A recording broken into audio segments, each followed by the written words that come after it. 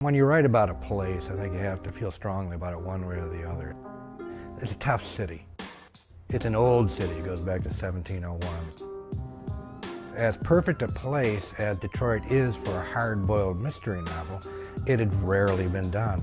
But it seemed like just such a perfect setting for it. It was the perfect backdrop for this kind of story.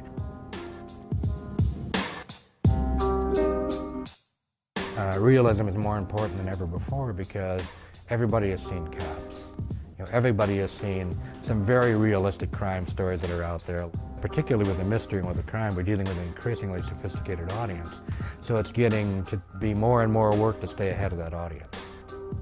Everything you pick up, when you're listening to music, when you watch a movie, when you're talking to somebody at a cocktail party, you don't realize you're researching, but you are. Something goes into your brain and it lies there for a while, collects dust, ferments, and after a while it begins to turn into an idea. So there comes a point when you have to realize that, okay, I've got as much as I possibly can cram into my head right now. It's time to start putting this to practical use. Well, what you're doing basically is you're telling a very elaborate lie when you tell a story.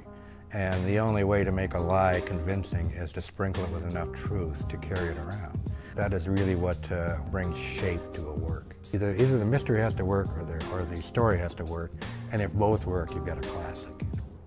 I like to write the kind of books that I like to read. So as long as I'm interested in the subject, as long as the story still compels me, I think it's going to compel the reader. With more than 65 books under my belt and a couple of hundred short stories, I have never published anything that I'm not still proud of. There's stuff that I can write better now than I did then, but I am content to know that I did the very best I could at the time.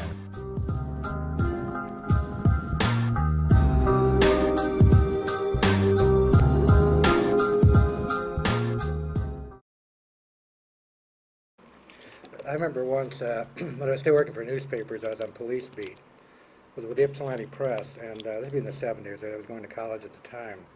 And I was doing a ride-along with a police officer, and we're out in the boondocks. And he pulls over a bunch of guys for shining deer. And he says basically what you can expect when guys are shining deer, that one, there's alcohol in the car, two, there's weapons in the car. So he slides a shotgun out from under the front seat and he puts it in my lap.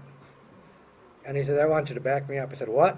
He said, I want you to back me up. So he gets these guys out, and he basically, what he does, he gives them a lecture, he pours out their beer, and then sends them home. Nothing happened. Probably wouldn't send them home now. But all the time I'm standing there saying, should I take the safety off? Should I leave it on? Should I rack one into the barrels, or will that start something?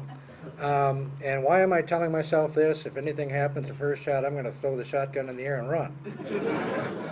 And I always thought that I know a lot of police beat reporters, and there comes a time when you stop thinking like a reporter and start thinking like a cop, and you never know what it is. But I think when you find yourself standing holding a shotgun during an arrest, that you've probably passed over that line. So I didn't go back after that. I had enough life experience then. Well, once in a while I put an editor's name in there to find out if he really read the book. You'd be surprised how many don't mention it. They used to turn one page upside down in the manuscript. If it comes back that way, they know that they've only read so far. I heard someone once, he sent in a manuscript and it came back, and he wrote back and he said, I caught you. I glued the last 50 pages together. And the editor said, do you think we had to get to the last 50 pages before we sent it back? Wow. What about you? Who influenced you? For me, and I'm still being influenced, a writer who still influenced me is Ron Hansen, who wrote The Assassination of Jesse James by the coward Robert Ford, which was made into quite a good film, but the problem with the film is the same problem as the book. There's no pace. And in the book it works, in the film it takes a lot of patience, but I still admired both. His style has still influenced me. He's written other things that were equally He has. He wrote another one called Desperados about the Dalton Gang, which was one of his first books that I read. What is the one that he wrote? Was the one called Attica or something like Atticus. that? Atticus, which I've not read. And about a woman who becomes a nun. Yes. I forgot the name of that. And Dutch has influenced me in dialogue. One of the first things I noticed in reading both his westerns and his crime novels was he caught the rhythms of the way people speak, or perhaps I should say, the illusion on paper of the rhythms of the way people really speak, and that's a transmigration that's difficult to pull off. You can't write down the way people really speak. If you ever read a transcript, a trial transcript, without tonal inflection, it just comes off like gibberish. So you try to create repetition of phrases, use of colloquialisms and things like that. You begin to create something like a rhythm, because we don't have that third dimension of voice. We have to try and create that on the page. We talked about this. How we feel about our books on audio. What do you think about people who do your books on audio? I've never read one. Really? I've looked at one or two, and I see the guy changing his voice for women, for so on.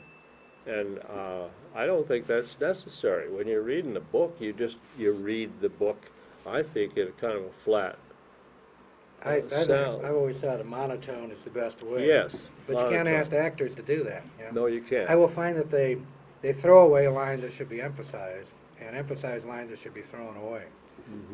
That's not my area of expertise, so I can't hold their hands.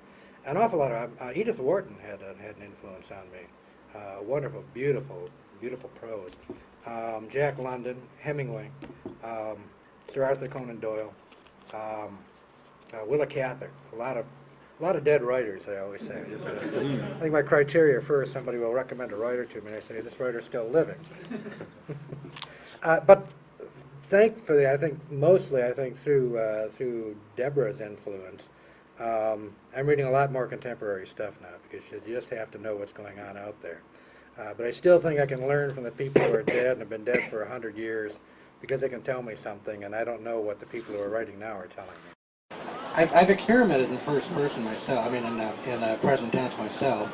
Never at novel length. But two of my favorite novels were written in present tense by writers I admired. One was Douglas E. Jones's The Court Martial of George Armstrong Custer, and another one was The Mouse That Roared, which was made into that wonderful Peter Sellers film about the small country caught in medieval times that decides to declare war on the United States, lose, and pick up the benefits afterwards, and they somehow win. But that story, it worked because it was in present tense, and just like you were right in the middle of that story. And when I've used it myself, it's nice because, as Teresa said, it does put you right in the moment.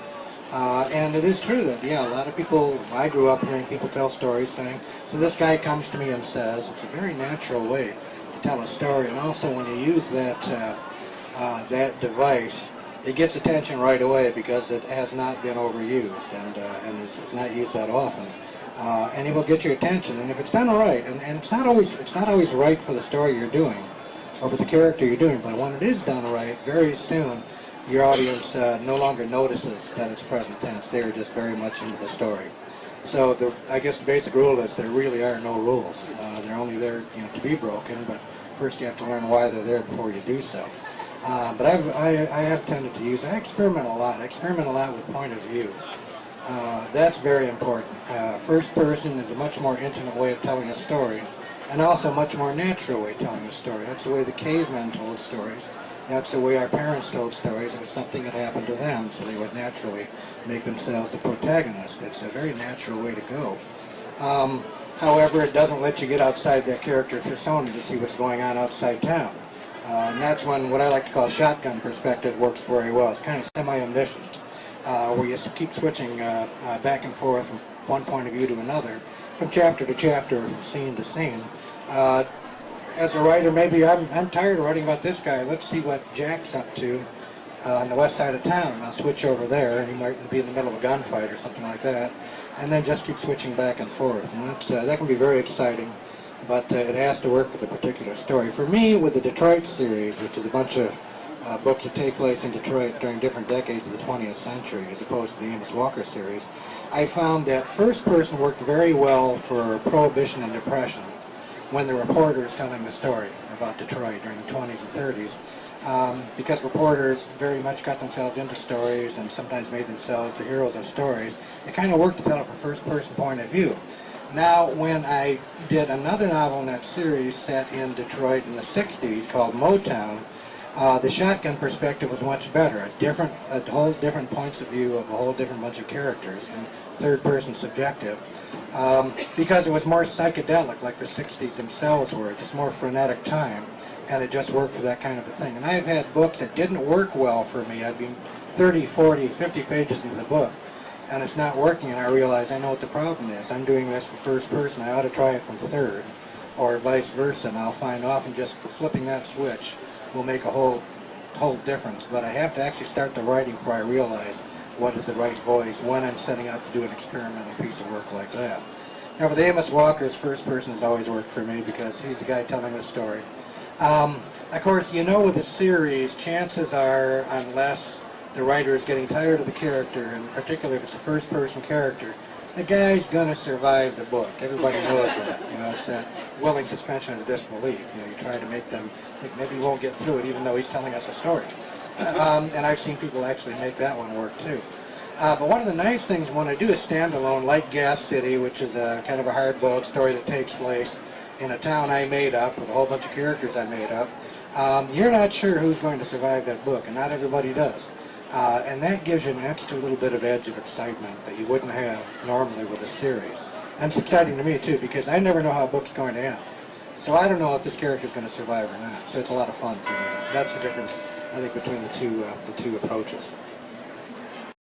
But it's just always been a good, rich place to write about for me. It's convenient because I can go to the places I write about. And it's been rewarding because it's a unique place to write about.